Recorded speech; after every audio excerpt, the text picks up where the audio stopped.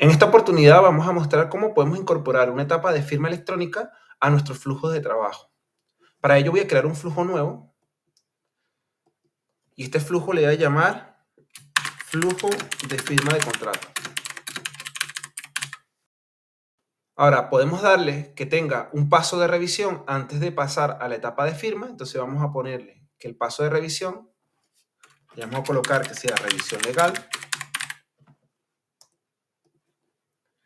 y le vamos a establecer que sea predefinido, el cual va a ser visto en primera instancia por Alex. Y como segundo paso sería esta etapa de firma electrónica. La etapa de firma siempre es la última, no hay etapas intermedias. Por ende, si yo agrego otro paso de revisión, como podemos observar, se va a agregar por debajo de la etapa de revisión legal. Sin embargo, la voy a eliminar y voy a dejar solamente esta etapa de revisión legal antes del proceso de firmado. El proceso de firmado puede ser dinámico o predefinido. Dinámico quiere decir que cuando yo vaya a subir el documento, es en ese momento que voy a indicar quiénes son los firmantes. Y predefinido quiere decir que ya yo desde este momento voy a definir quiénes son las personas que van a firmar el documento. Para este fines de esta demo lo voy a colocar como que el tipo de asignación es dinámico. Ahora bien, es importante resaltar que las etapas de firma,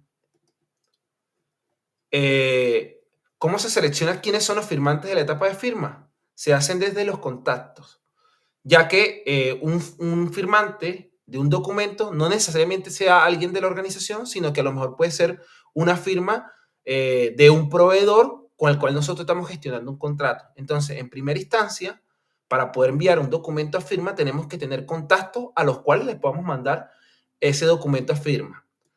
Al generar el contacto, podemos decir que va a ser de tipo externo o de tipo interno.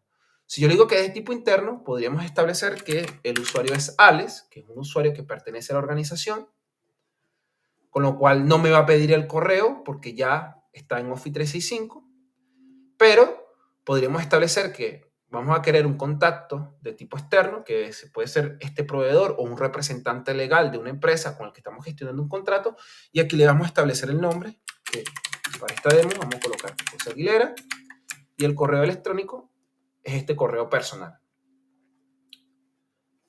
No le vamos a colocar cuenta, ya que esto es opcional. Y de esta manera ya yo puedo utilizar este documento o este flujo con etapa de firma para poderlo gestionar. Pero eso lo vamos a ver en el próximo video.